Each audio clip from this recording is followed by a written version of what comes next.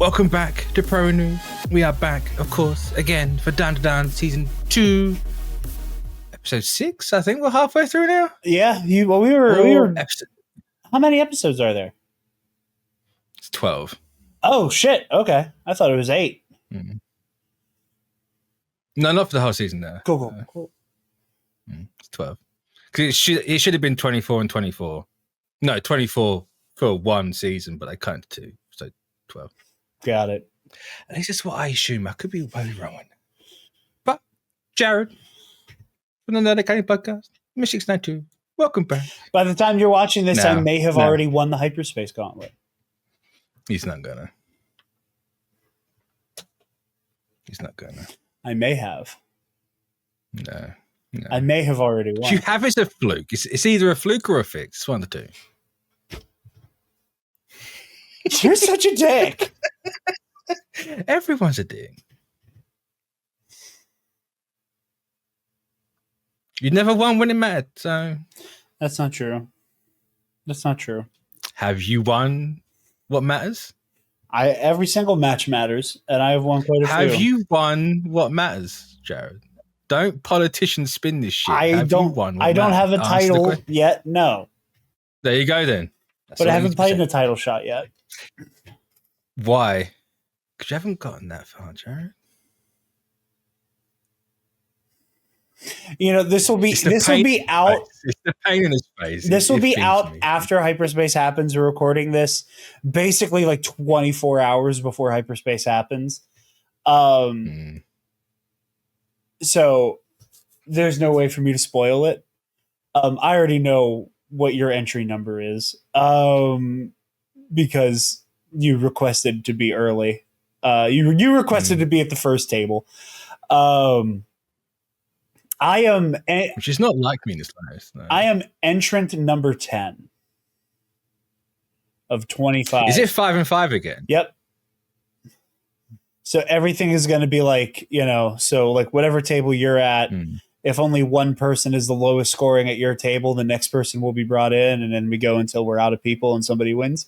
So if I throw, someone just comes in. Yeah, someone will immediately come replace you. Cool. But I am entrant number 10. So I am the end of the second set of people. Yeah. Which I am interested in. I'm like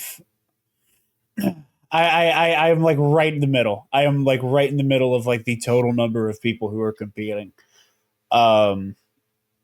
So like I said, by the time you're watching this, I may have won. By the time you're watching this, I may not have won. And the next episode of Pro and Noob, I'm sure we will discuss whether or not I won. But in the next 24 hours, I may or may not have a title shot. Well, if it's only just starting in 24 hours, Jarod, you will not have one either way. But by the time you're seeing this, by the time the viewer, the lovely Mitch692 channel subscriber has watched this, I may or may not have a title shot in December. So we'll see. But I would just like to say that this episode of the DanDaDan might be the best one. It's a lot of fun. It's everything that DanDaDan is and everything that DanDaDan should be. I see what you mean by that. And I was getting that vibe. I was like, oh, this is something that I was like, this is going to be one of those, like, this is the DNA of this show. Like, it's offbeat, it's quirky, it's very earnest, it's very fun. For the most part, it just kind of like, it makes a decision, it plays it very straight. Excuse my yawn. I'm very sleepy. But no, I agree with it. I don't know if it's my favorite so far. I definitely don't. I don't know if it's my favorite. I think episode 7 of season 1, or just episode 7, if you want to count them as they come out, is still my favorite. Just because I wasn't expecting that at that point. And it is so well done with the whole Acro Silky flashback. That's a tough break for me. But this just it's a combination of what Science Saru is adapting and how they're adapting it. Because they put stuff in here that they didn't need to put in here. Like the whole ghost mosh pit. That's not in the manga. That was never drawn. It's just the Hayashi, the kids, Seiko, Gigi. The ghost mosh pit. They didn't need to add in. The ghost mosh pit sells that ridiculous ridiculous moment. It so does. And also, like, they didn't need to get Marty Friedman and Mark Hudson to do the song. If you don't know, it's Megadeth guitarist and the current Dragon Force lead singer who does the voice and the lyrics. They didn't need to do that. That's cool. Well, I made the joke about, because I pointed out at the beginning of this season. That's Twisted Sister. I put it at the beginning of this season where I was like, because we don't get a good look at the band's face. And I thought that was just a silly moment of the kids being like a hair metal band. And I was like, oh, that's fun. Because I can get a good look at them. And then they show up and I was like, oh shit, Twisted Sister or The Exorcist. No, it's just Megadeth and Dragon Force. Right. I mean, yeah, I was just pulling hair metal bands out of my ass. I know, like, had you not told me, you're not far off. Had you not told me that it was Dragon Force and Megadeth, I would have throughout the episode just been saying different hair metal bands. Like throughout the episode, I would not have called them by their real name. I'd have just been like, "Oh yeah, man." And then Judas Priest showed up, and then Def Leppard showed up, and then Kiss showed up. Like I'd have just been saying different ones every time. Because that's the vibe, you know, and like it's also interesting because like aesthetically, that's not what Megadeth feels like. No, but it's very Japanese. Yeah, no, for sure, Japanese hair metal. For sure. I'm just saying, like, I never would have gone to that place. I know. I'm just like, to predict who was doing the voices. I didn't know. I didn't recognize them, but I thought it was. I just. I say Mark Hudson stood out like instantly for me. I'm like, I know that voice from somewhere. I know it. And I saw someone say Hudson. It's like, of course it is. Of course it is. But yeah, no. I agree. This episode again, it's a lot of fun. You know, I was just kind of swept up in the, like you said, like spirit realm mosh pit of it all. Just being like, this fucking rules. The song rips. It's so good. It's so good. The song rips. It's on YouTube, by the way. Good. If you want to listen to it. Hunting Soul. It's so good. They have the dub, obviously, and the Japanese version of it. Hell yes. Which I will listen to when I actually go back and watch the season in sub. But they just... I knew this bit was coming because I read ahead and I'm a freak like that. But it was never a big moment for me. I kind of forgot about it. And then like they showed the trailers for the season. I'm like, oh yeah, that's a thing. And it's like, how do we adapt that? How does Science Saru play that 100% straight? Because I know they're going to. And then bang. With a 99, they start everything off with a direct 1-for-1 redo of the Back to the Future Under the Sea dance startup bit. Starts doing all the knobs and plugs it in. Okay. It's 1-for-1. Dude. 1-for-1. I'm so glad you said that. Because I fully had a moment where I'm like, I am Americanizing this too much because there's no way this is a Back to the Future send-up. It's a Back to the Future reference, yeah. You know, because not only is it like him adjusting the knobs before he plays at the Under the Sea dance, it's also the beginning when he like blows out Doc Brown's gigantic speaker and like launches him back. Like I almost wore my Back to the Future Roosevelt. And I was like, no, it's definitely not Back to the Future. People could turn up knobs. No, he's 100% and it not be Marty McFly. But no, there's another thing with the Hayashi as well, and I know the face from somewhere, and it's been bugging me since it dropped yesterday who it is and where I know it from. But the bassist, because the bassist does not look like them. It's a very distinct look in that group, and I know I've seen that face somewhere, and I do not know where it is. I'm not sure. And it's gonna bug me, and I someone's gonna say it somewhere on Reddit or Twitter or whatever, but to that moment it'll forever eat me up. Because Google's now broken. I will also it's so good. I will also say I need a GIF of the kids headbanging. Yes. That was. I think it might genuinely be the first. Like, obviously, they've done the little chibi, very simple expression faces before, but I think this might genuinely be the first time they've actually just done it straight one for one. Yeah, them headbanging and then cutting to Seiko, also like using like the flames, but also just like because she's moving the flames at a different cadence to which she's headbanging, which is really. I thought she was doing it at the same time. Hold on, let me look again. Oh no, you're right. I paused it at a weird place. She is, as I thought for a second she was like doing it like a specific tempo for the ritual. This is going quicker than that. I can't even do that. Like I can't. It's just so good. But no, that was really good. I also really appreciated Gigi pleading for mercy for the evil eye. I really appreciated this. I said it before. I think I either said it for the start of the Cursed House arc, or I said it during. It was definitely during that bit. I didn't like Gigi at the start. I could not stand like. In the show, in the manga, I couldn't stand it. I got to this point and it clicked. I'm like, you know what?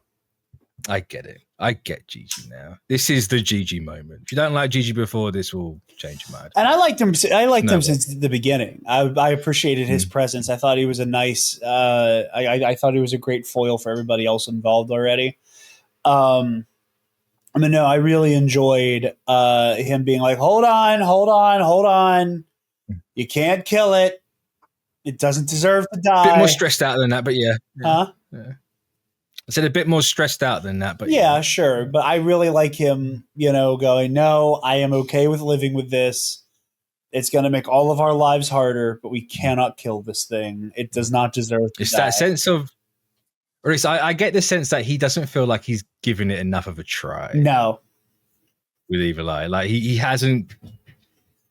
It's quitting before you've really begun. Like, he hasn't grasped exactly what he has to do, or he hasn't had a chance to get used to what he has to do with Evil Eye being in there. Yeah. It's like, no, actually give me a try, because I made this 100-year-old child a promise. Let me at least try to keep it. Carry through. Let me at least try. It's such a great character, B. It's incredible. No, that's so special. The Ira Momo bickering, I went back and forth on. There were some instances. Of course, there were some instances where it was really funny. There were other instances where it felt like it was getting a little long in the tooth. No, that's just wrong. But yeah, there was also a moment there where I was a little worried that the Evil Eye was going to start to corrupt Momo. Like the way, the purple shoots through the psionic arms, I was like, "Oh, good God, no!" It's a really interesting. I say really interesting. So it's something that I would ever notice and never care about. But for as detail oriented as Science Saru was with this show, when it's that moment's happening, and you see both Momo and Ken's auras. Well, Ira's standing here, which doesn't have one.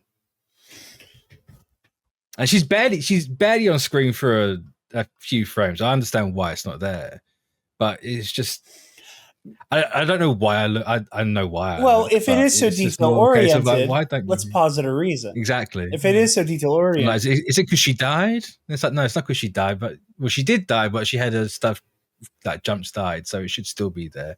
But I think you could make a very fun observation that Momo is kind of always monitoring Okarune's aura, like in the background. Mm-hmm. That when you're around somebody for so long and you care enough about somebody, like their emotional temperature is kind of always being calculated in the back of your mind, no matter what.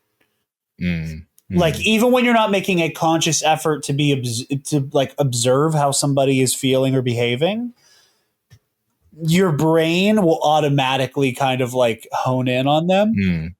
Because it's also different to how it was when they were getting Turbo Granny out of him. Yeah. With the fan and his feet in the wall. Because at that point, it went from his aura to hers. But this was just hers. But he's him. Uh-huh. So it's like it's a part of him now. So I was expecting it to be like a pinky black for Ira, but there was nothing there. But it's whatever. It's whatever. It's fine. I'm not going to complain about that at the moment. But no, I like that Momo seems to be like a conduit. Yeah. For the yokai. Like she's the one that gets the flashbacks that aren't the people like that.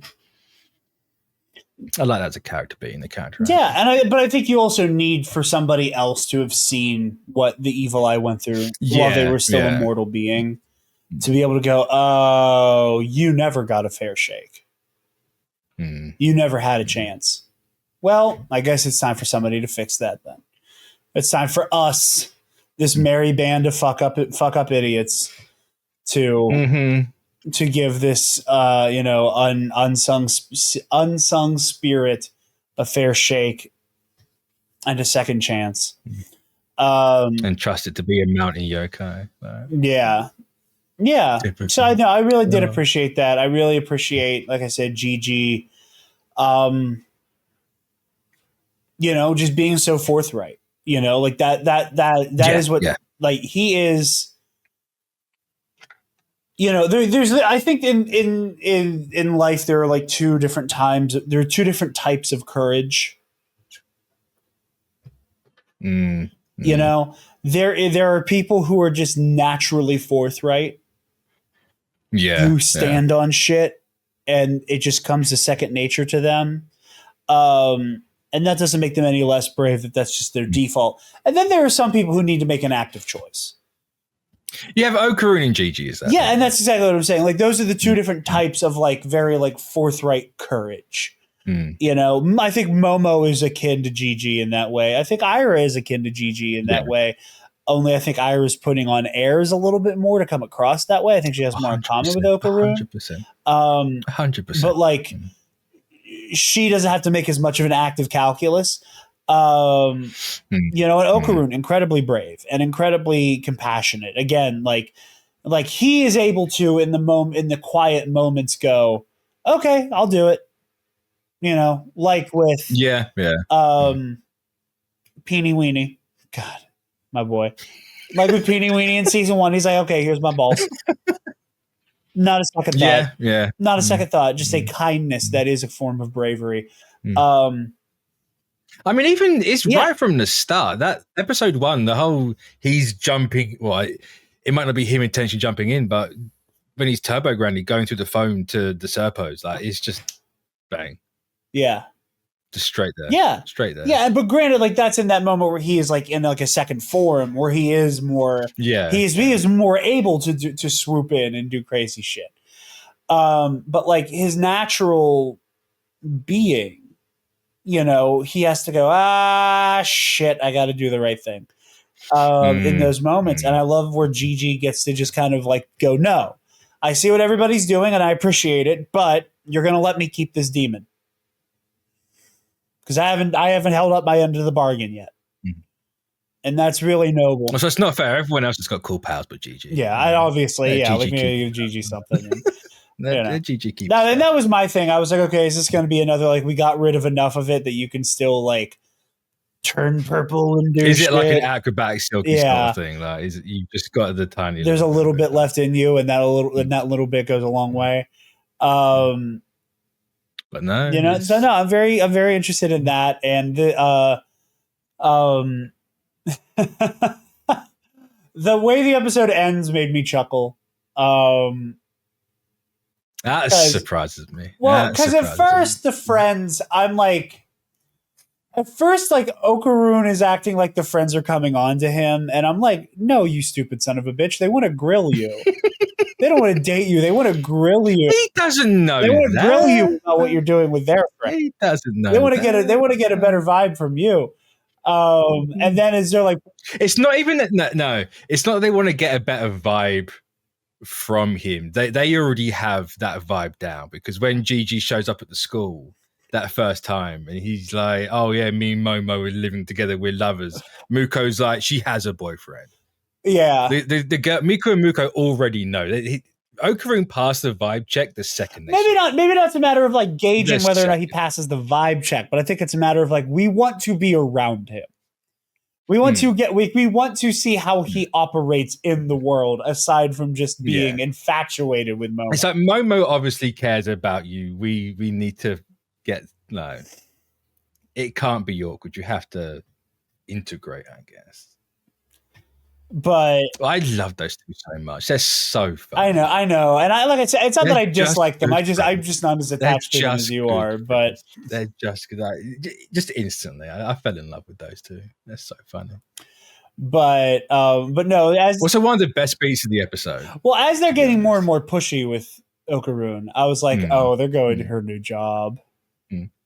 But it's just where they cross the road. Yes. That is that beat from the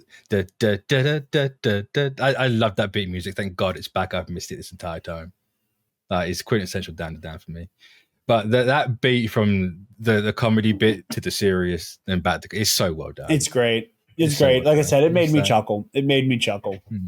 And I liked it a lot. And it's a fun episode. It's a really fun episode. Like I said, this is one of those like, if to make a comparison to something I appreciate a lot, going back to Last Song Standing, not necessarily how it broke the Evangelion season of this show, but that whole thought experiment. I'm never going to escape that. But like the whole thought experiment that is like the backbone of that show, right? Of like, what is the most insert artist song? Like, what song, if we're like, hey, you should listen to this guy, what is he like? This song is everything. This song is a little bit of everything right up top. This episode is DanDaDan. This is the, like, again, showing this to somebody with zero context, it would be nearly impossible. I feel like somebody would just feel like they're going out of their mind. But, but like, in the same way, again, using Last Song Standing, in the same way that they said Mad City is like the Kendrick song. Pyramids is the Frank Ocean song. I don't remember what they picked for Outkast. But like, this is the episode of DanDaDan. It's offbeat. It's wholesome. It's earnest. It's very funny. It's all the supernatural weirdness. It's the teen romance comedy. It's everything. It's everything this series is distilled into like 24 minutes. Exactly. I just couldn't believe I did it. No, just couldn't go over it. I watched it like 3 times already. Right. That's funny. I watched it last night. I watched something else. And I was like, there's 20 minutes for the Bombad stream. I watch it again. Pass those 20 minutes really quickly. Watched that. Woke up. And I was like, no, don't watch it straight away. Wait till Jarod says he's starting the episode. And then I started it again. And I'm probably going to watch it again. I don't blame you. I don't blame you. It was also really funny because I make a point of, I've referenced it on TNet. I'm looking for a new gig. I'm also realizing my hair is going ape shit under my headphones right now. So I had my like month of doing the. That's how you get traction, alopecia, by the way. Doing that.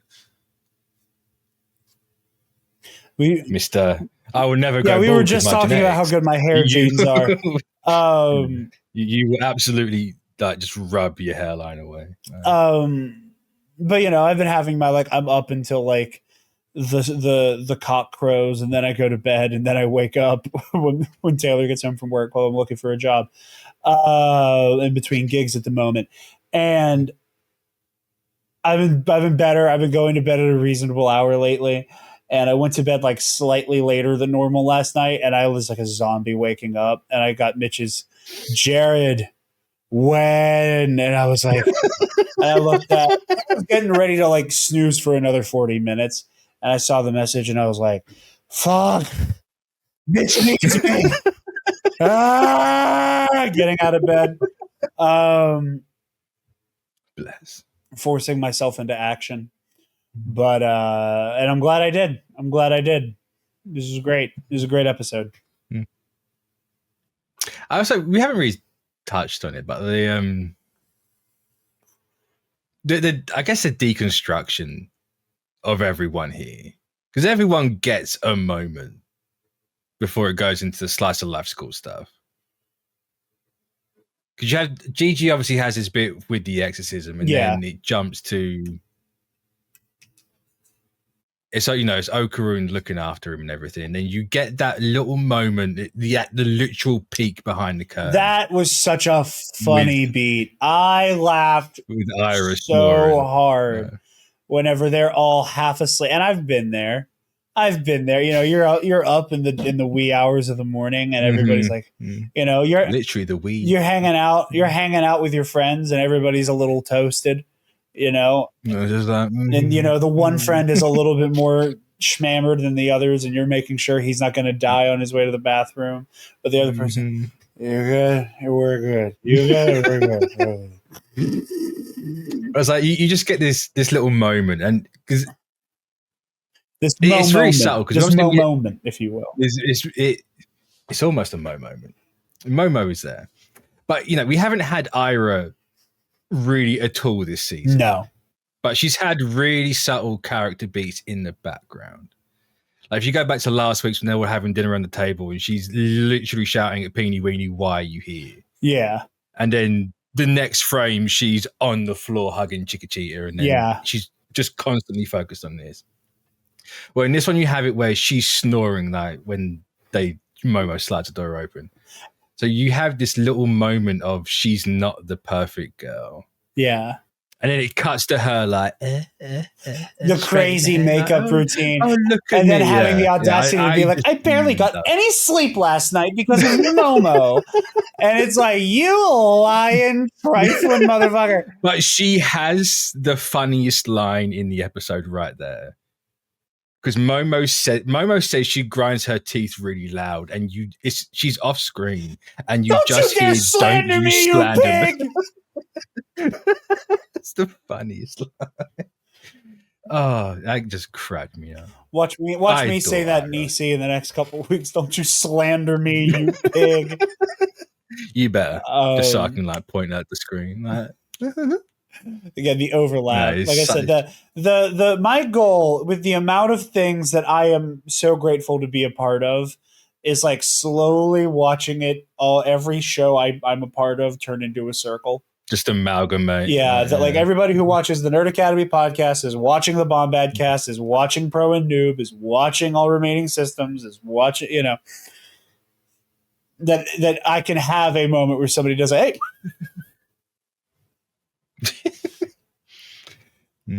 But yeah, this shit was great. I loved it. I adore it. I adore it. It's everything I want Dan to be. I hope we get Twisted Sister back.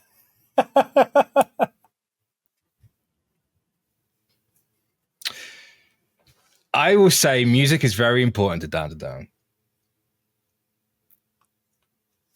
And that's what I'm going to say. Oh, fuck yeah. Music is very important to Dan. That's what I like to hear. As you should know, we've had William Tell's Overture 3 times. In specific chase moments, because that's when the Japanese play that music at every race in Japan. It's so funny every time. It's so... There's a different piano in this episode as well, and I can't think where... You have a better ear for music with this than I do.